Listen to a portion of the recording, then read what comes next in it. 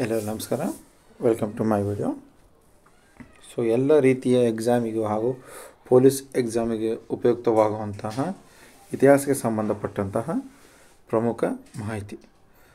ಕಲ್ಲಹಣ್ಣನ ರಾಜತರಂಗಿಣಿ ತಿಳಿಸುವ ವಿಷಯ ಕಾಶ್ಮೀರದ ಚರಿತ್ರೆ. ಫಿಲೋಲಜಿ ಇದು ಯಾವುದರ ಅಧ್ಯಯನ? ಭಾಷೆಗಳ ಅಧ್ಯಯನ. ಇತಿಹಾಸದ ಪಿತಾಮಹ ಹೆರೋಡೋಟಸ್. ಭಾರತದ ಇತಿಹಾಸ ಪಿತಾಮಹ ಕಲ್ಹಣ. ಉತ್ತರ ರಾಮಚರಿತ ಕೃತಿಯನ್ನು ಬರೆದವರು ಯಾರು? ಭವಭೂತಿ. ಆಧುನಿಕ ಔಷಧಿ ಶಾಸ್ತ್ರದ ಪಿತಾಮಹ ಹಿಪ್ಪೋಕ್ರೇಟಿಸ್. ಸಿದ್ಧಾಂತ ಚಕ್ರವರ್ತಿ ಎಂದು ಜನಪ್ರಿಯರಾಗಿದ್ದವರು ಆಚಾರ್ಯ ನೇಮಿಚಂದ್. ಬಿಲ್ಹಣನ ಕೃತಿ ವಿಕ್ರಮಾಂಕ ದೇವಚರಿತ್ರೆ. ಇಂಡಿಕಾ ಗ್ರಂಥವನ್ನು ಬರೆದವರು ಮೆಗಸ್ತನಿಸ್. ನಾಣ್ಯಗಳ ಅಧ್ಯಯನವನ್ನು ನ್ಯೂಮಿಸ್ ಮ್ಯಾಕ್ಟಿಸ್. ಭಾರತದ ಪೂರ್ವ ಇತಿಹಾಸದ ಪಿತಾಮಹ ರಾಬರ್ಟ್ ಫ್ರೂಟ್ ಬ್ರೂಸೋ. ಭಾರತದ ಪ್ರಾಗತಿಹಾಸದ ಪಿತಾಮಹ ರಾಬರ್ಟ್ ಫ್ರೂಟ್ ಬ್ರೂಸ್. ಎಪಿಗ್ರಾಫಿ ಕರ್ನಾಟಕದ ಲೇಖಕರು BL Rice. The history of Persia war ಗ್ರಂಥವನ್ನು ಬರೆದವರು ಹೆರೋಡೋಟಸ್. ಸ್ಟಡಿ ಆಫ್ ಹಿಸ್ಟ್ರಿ ಪುಸ್ತಕವನ್ನು ಬರೆದವರು ಅರ್ನಾಲ್ಡ್ ಟಾಯಿಂಬಿ. ದಾಸ ಕ್ಯಾಪಿಟಲ್ನ ಬರೆದವರು ಕಾರ್ಲ್ ಮಾರ್ಕ್ಸ್. ಹಿಂದೂಸ್ತಾನದ ಪ್ರಥಮ ನಕ್ಷೆ ನೀಡಿದವರು ಜೇಮ್ಸ್ ರಿನೆಲ್.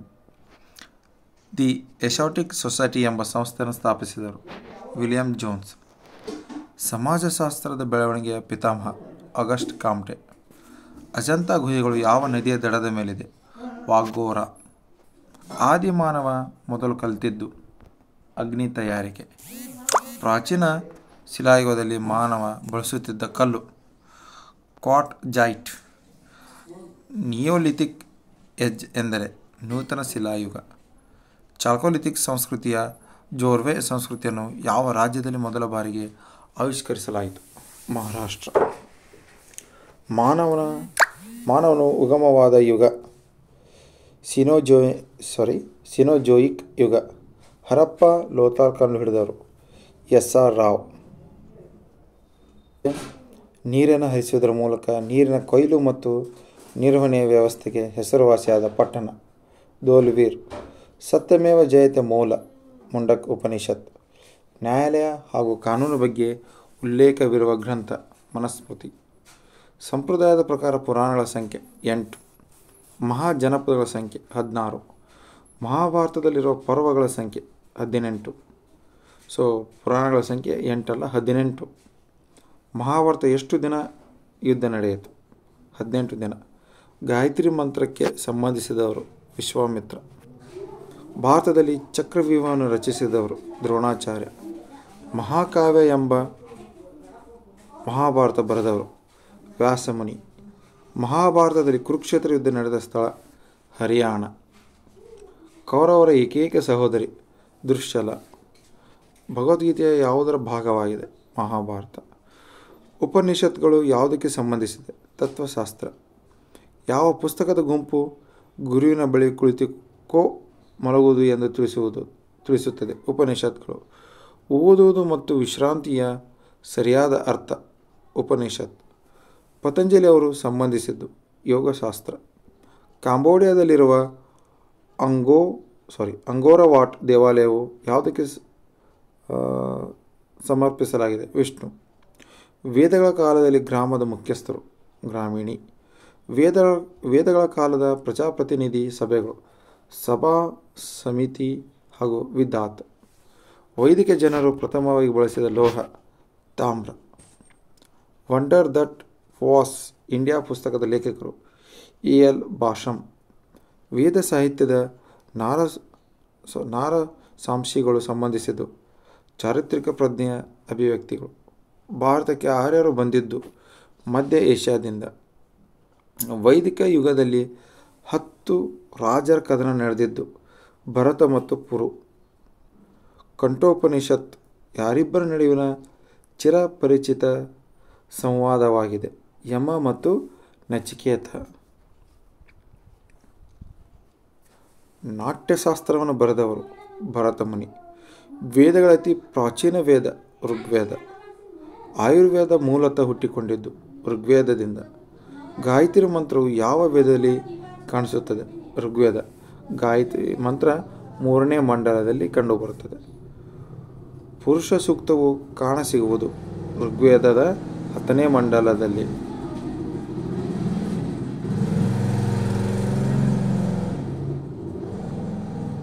ಋಗ್ವೇದದಲ್ಲಿರುವ ಸ್ತೋತ್ರಗಳ ಸಂಖ್ಯೆ ಅಥವಾ ಶ್ಲೋಕಗಳ ಸಂಖ್ಯೆ 1028. ಋಗ್ವೇದ ಧರ್ಮದ ವಿಶಿಷ್ಟ ಲಕ್ಷಣ ಪ್ರಕೃತಿಯ ಆರಾಧನೆ.